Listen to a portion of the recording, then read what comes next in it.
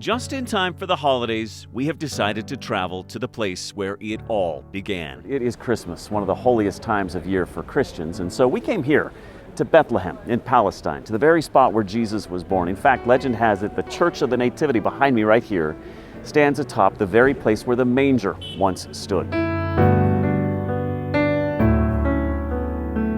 The foundation of the faith followed by more than 2 billion people all around the globe that began with the story of a miraculous birth in this little town of 25,000 people. In fact, right below there, where that crowd is gathered, that's the very cave where tradition tells us Jesus was born. So here we are in the oldest church in the world, birthplace of Jesus.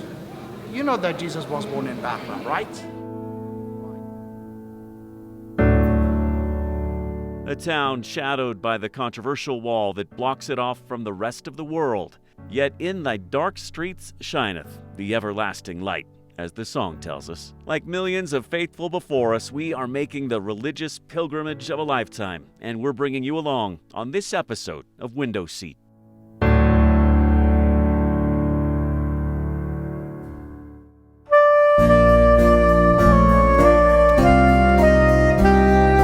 Our day trip begins in Jerusalem, just 5 miles away on a map, but a world apart in so many other ways. The first thing you notice on the trek to the Judean hills is a massive barrier twice as tall as the Berlin Wall that separates Israel from the 3 million Palestinians who live in the West Bank, where Bethlehem sits.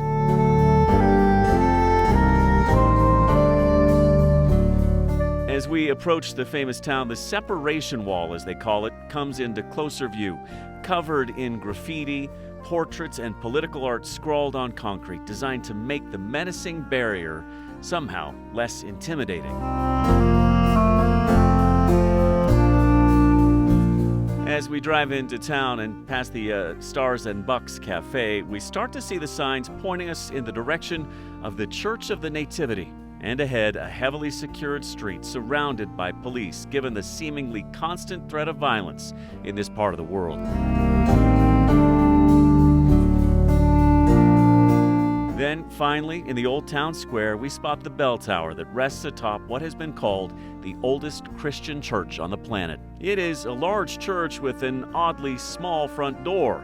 It's called the Door of Humility, and once you crouch down and enter, you pass through a narrow room before approaching a slightly larger door, where inside you find the main Basilica of the Nativity. But you are not yet in the room that made this place so famous. That would be this room in the church's east end, where a raised chancel sits above the grotto where tradition tells us Jesus was born, and where our tour guide gives us a bit of a history lesson. What does it mean, Bethlehem?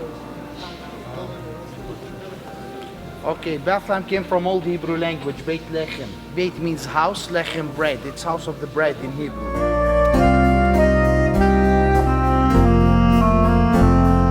The Bible tells us Jesus was born here because his earthly father, Joseph, had come here for the census. He came to make his registrations and to pay his taxes. He brought with him his fiancée, Virgin Mary, who was pregnant with Jesus by miracle from God.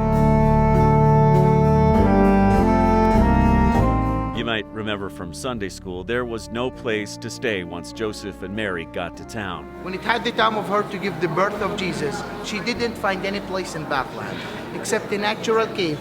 This cave was a stable for animals. Or to be more accurate, nobody welcomed Virgin Mary in his home. This, according to tradition, is the entrance to that stable, the manger where Jesus was born. A traffic jam of pilgrims forms at the entrance inside the Church of the Nativity, with each Christian in the crowd eager to see this silver star. They tell us this right here is the very spot where Jesus was born.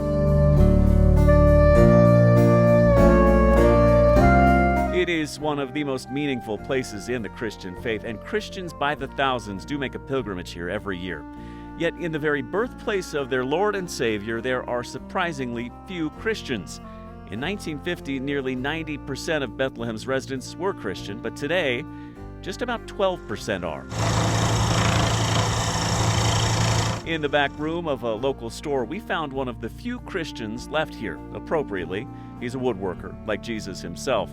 He says Christians from the rest of the world need to support the very few who still call this place home. Kill in here, in the Middle East, in here in the land of Jesus, no Christian, this is very dangerous and very sad. That woodworker leaves us with a souvenir of our visit and with a lasting impression of a faith that's very much alive throughout the rest of the world, but seemingly dying in the place it was born.